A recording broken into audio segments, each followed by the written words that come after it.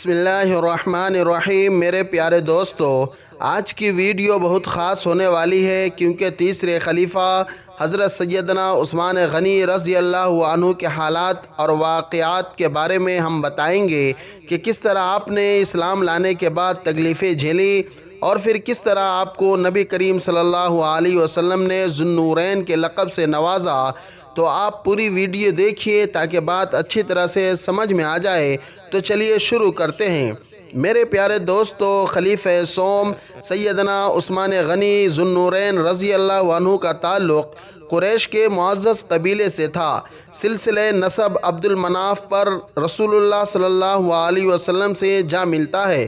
سیدنا عثمان ذو النورین رضی اللہ عنہ کی نانی نبی صلی اللہ علیہ وسلم کی پھوپھی تھی۔ آپ کا نام عثمان اور لقب ذو النورین ہے۔ اسلام قبول کرنے والوں میں آپ السابقون الاولون کی فہرست میں شامل تھے۔ آپ نے خلیفہ اول سیدنا ابو بکر صدیق رضی اللہ عنہ کی دعوت پر اسلام قبول کیا تھا۔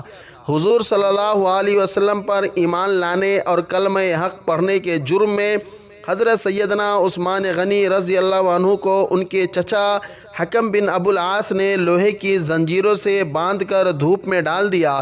کئی روز تک علیحدہ مکان میں بند رکھا گیا۔ چچا نے آپ سے کہا کہ جب تک تم نئے مذہب اسلام کو نہیں چھوڑو گے آزاد نہیں کروں گا۔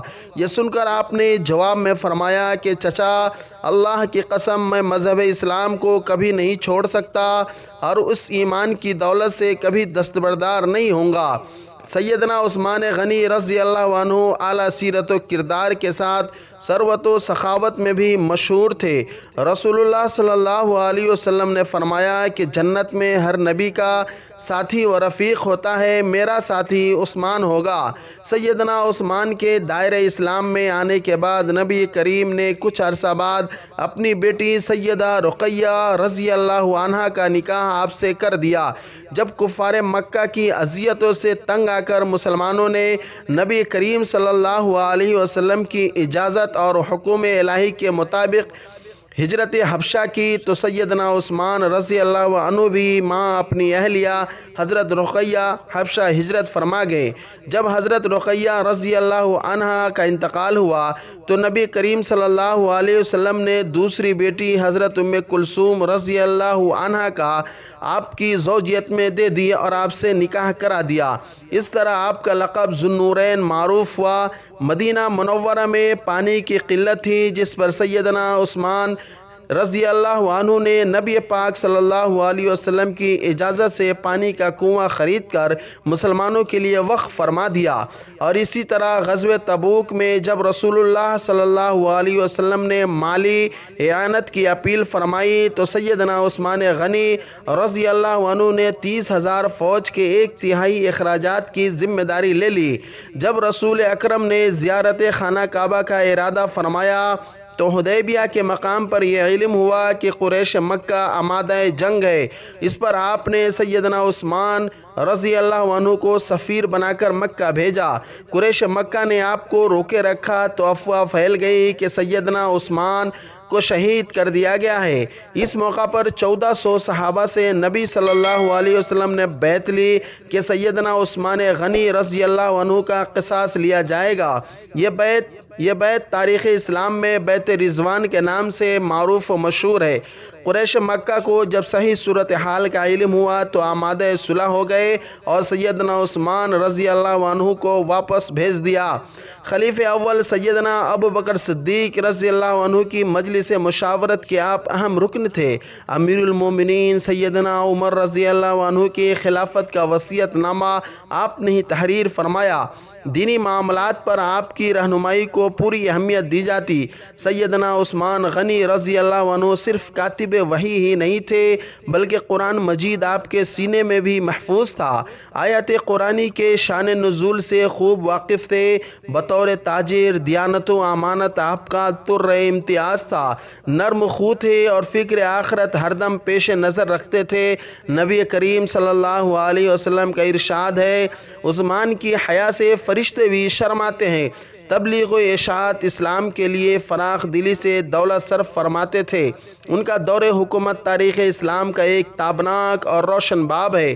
ان کے عہد زرعی میں عظیم الشان فتوحات کی بدولت اسلامی سلطنت کی حدود اطراف عالم تک پھیل گئی، اور انہوں نے اس دور کی بڑی سے بڑی حکومتیں روم و فارس، مصر کے بیشتر علاقوں میں پرچم اسلام بلند کرتے ہوئے عہد فاروقی کی عظمت و ہیبت اور رعب و دبدبے کو برقرار رکھا، اور باطل نظاموں کو ختم کر کے ایک مضبوط، مستحکم اور عظیم الشان اسلامی مملکت کو استوار کیا۔ نبی کریم صلی اللہ علیہ وسلم نے فرمایا کہ اے عثمان، اللہ تعالیٰ تجھے خلافت کی قمیص پہنائیں گے، جب منافق اسے اتارنے کی کوشش کریں تو اسے مت اتارنا یہاں تک کہ تم مجھے آ ملو۔ چنانچہ جس روز آپ کا محاصرہ کیا گیا، جس روز آپ کو گھیرا گیا، تو آپ نے فرمایا کہ مجھ سے حضور صلی اللہ علیہ وسلم نے عہد لیا تھا کہ منافق خلافت کی قمیص اتارنے کی کوشش کریں گے، تم نہ اتارنا، اس لیے میں اس پر قائم ہوں اور صبر کر رہا ہوں۔ سن 35 ہجری میں ذی قعدہ کے پہلے عشرہ میں باغیوں نے سیدنا عثمان ذو النورین رضی اللہ عنہ کے گھر کا محاصرہ کیا، اور آپ نے صبر اور استقامت کا دامن نہیں چھوڑا۔ محاصرہ کے دوران آپ کا کھانا اور پانی بند کر دیا گیا۔ تقریباً 40 روز بھوکے پیاسے 82 سالہ مظلوم مدینہ سیدنا عثمان رضی اللہ عنہ کو جمعۃ المبارک سن 18 ذو الحجہ کو انتہائی بے دردی کے ساتھ روزہ کی حالت میں قرآن پاک کی تلاوت کرتے ہوئے شہید کر دیا گیا۔